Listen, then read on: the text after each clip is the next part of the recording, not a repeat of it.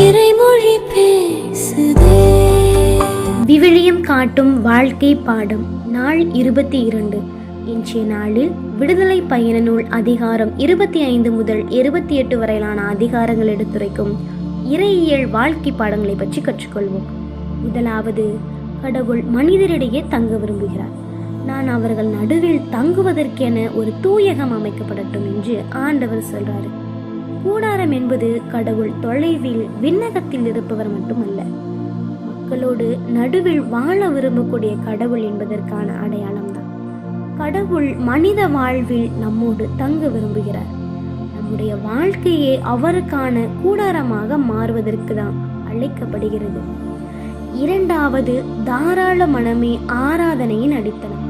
கூடார பொருட்கள் கட்டாயமாக அல்ல, மனமுவந்து கொடுப்பவர்களிடமிருந்து தான் பெற வேண்டும் என்று ஆண்டவர் கூறுகிறார். கடவுளுக்கான பணி அழுத்தத்தால் அல்ல, அன்பும் தாராள மனமும் கொண்டு செய்யப்பட வேண்டும். மனமுவந்து கொடுப்பதே உண்மையான ஆராதனை என்பதை தான் இந்த அதிகாரம் நமக்கு கற்றுத்தருகிறது. மூன்றாவது, எல்லாவற்றிலும் பரிசுத்தம். கூடாரம், திரைச்சீலைகள், பலிபீடம், விளக்குத்தூண் இவை எல்லாமே மிகுந்த துல்லியத்துடனும் ஒழுக்கத்துடனும் அமைக்கப்பட வேண்டும். கடவுளினுடைய பணியில் அலட்சியம் இடம்பெறாது. பரிசுத்த வாழ்க்கை என்பது ஒழுங்கும் பொறுப்பும் கவனமும் நிறைந்த வாழ்வு என்பதுதான். நான்காவது, பணியாளர்களின் அழைப்பு மகிமைக்காக அல்ல, சேவைக்காக.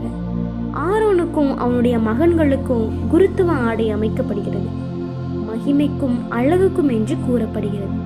ஆனால் அந்த அழகு தனிப்பட்ட பெருமைக்காக அல்ல, மக்களை கடவுளின் முன்னிலையில் நடத்தக்கூடிய சேவைக்காக தான்.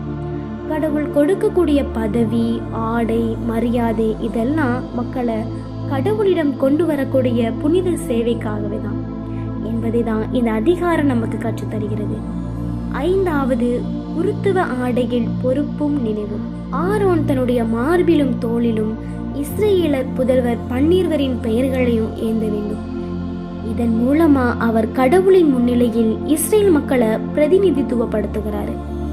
கடவுளின் முன்னிலையில் நிற்கக்கூடிய ஒருவர் தனக்காக மட்டுமல்ல, பிறரின் பாரத்தையும் ஏந்த வேண்டும்.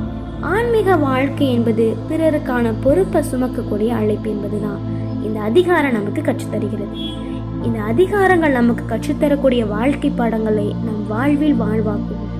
இன்றைய நாளில் இறைவன் நம்மோடு பேசும் வார்த்தைக்கு செவிமடுப்போம். நான் அவர்களிடையே தங்குவேன். விடுதலை பயண நூல் அதிகாரம் 25 இறை வார்த்தை 8. இந்த நாளில் இறைவன் நம்மோடு பேசிய வார்த்தையை நம் உள்ளத்தில் இருத்தி இந்த நாளை மகிழ்ச்சியாய் தொடங்குவோம்.